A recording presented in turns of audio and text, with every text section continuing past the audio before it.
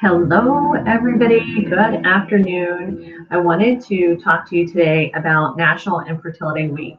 And before you think that this does not apply to you, let me just tell you that it certainly does. There are so many people in the world, 25% of the population worldwide suffering from infertility. And so this is what as a person that has been through infertility want you to know, and probably what your friends that are suffering from infertility want you to know as well.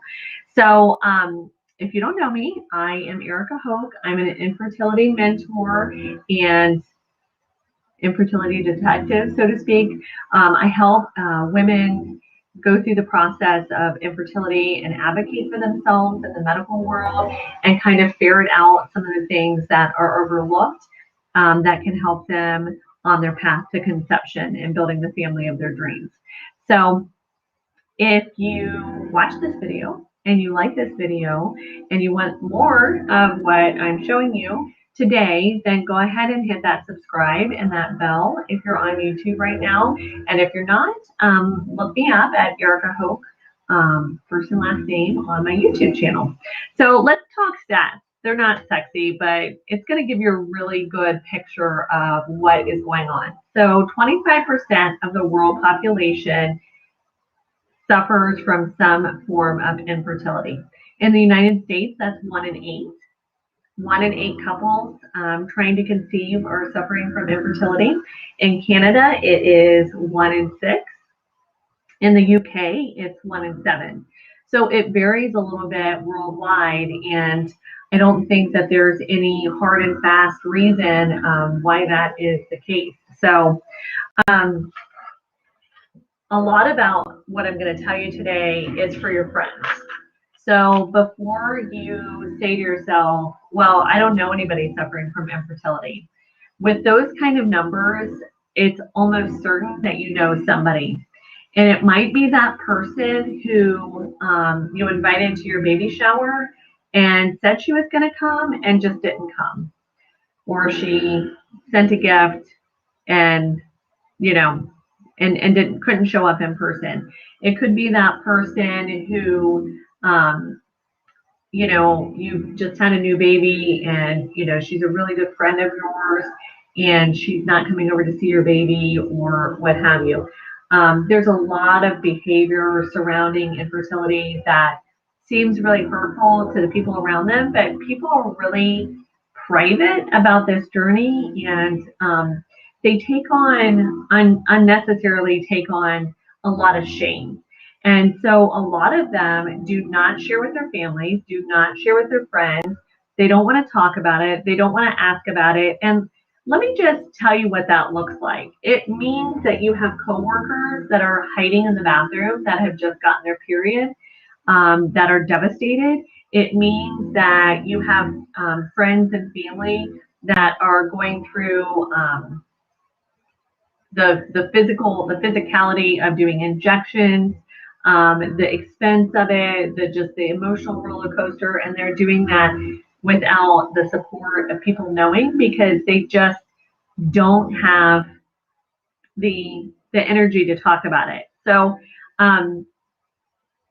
interestingly enough, male infertility is equal to female infertility, but more often than not, we make it a woman's problem, right? Because she's going to be the one carrying the baby. So when we think of infertility, I think a lot of times that people think of just it's a female problem, but it's equally can be affected by males as well for a variety of reasons. And so just like you wouldn't want your girlfriend to discuss with you her partner's erectile dysfunction or something like that, we're not doing anybody any service of talking about questioning people about this because it is a medical questions about fertility, and questions about fertility are medical questions. That's what I'm trying to say. Sorry, I was having a hard time spitting that out. Questions about fertility and reproductive, growing your family, those are medical questions. We think about it as a society as it being the end result, which the end result is the baby. So all we're thinking about is, oh, I want to know if they're going to have a baby. You're thinking about the baby, but you're not thinking about the pain that it could be causing somebody, having that kind of conversation with them, asking those kind of really personal questions that it might not even be your best girlfriend. It might be her husband who has male infertility and she just can't have that conversation with you. So please, when you're talking to people about their families, keep in mind that that's a medical thing and you wouldn't go asking somebody questions about, again, like erectile dysfunction or something like that. So this also includes secondary infertility, which is really confusing to people. So secondary infertility affects a ton of people as well. And it's almost like a lot of people in the secondary infertility world consider themselves like a stepchild to people that have primary infertility because they already have a child. And so there's a lot of toxic positivity around that where, well, you have your one child, you should be happy, even if you can't get pregnant again. Oh, well, just, push your feelings aside.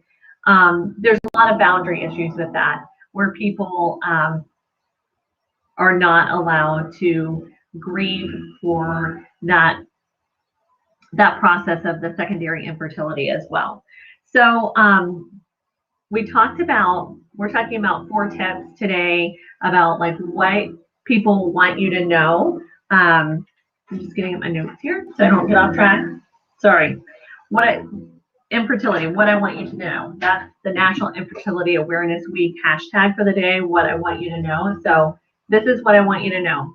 It affects male and female, and then so a third equally, and then the rest is unexplained. Secondary infertility counts in that too, and most of that is unexplained. They've already had one child, they go to have a second child, and they can't. Questions about fertility are medical questions. Even though your intentions are good and you're just thinking about that beautiful baby that they're going to have someday, this is a medical topic and it should be avoided unless the person confides in you. Be sensitive to your friends, even if they don't verbalize to you, even if they don't come out and say, hey, this is why I couldn't come to your child's birthday party, your baby shower, or any other event. Just be sensitive to people that they are suffering in silence and they could be going through something you have no idea what they're going through. It's, maybe out of respect for their husbands. A lot of times it's out of respect for their husbands. So, and if you have suffered from infertility and you want to share your story, drop some information in the comments. Just share a little bit about your journey. The more that we talk about it, the more that we have good communication about it for the people that are on the other side or that are able to share, what they're going through. For the people that can't, share your story. So again, if you are watching on YouTube, hit that subscribe and like. We're focusing this week in my Facebook group, Flourishing Through Infertility, on environmental toxins and how they affect your reproductive and your endocrine system, and how much they can come into play, especially if you have something like MTHFR like I do. That's a topic for another day, but they can really, really dramatically affect your fertility. So if you want, I'll drop a link. I'll drop a link in the comments for that group. So if you want to hop on over there, I'm providing that information. And then we've got a supplements class coming up too. So health and blessings to you guys. Thanks for joining me today, and I'll see you next time.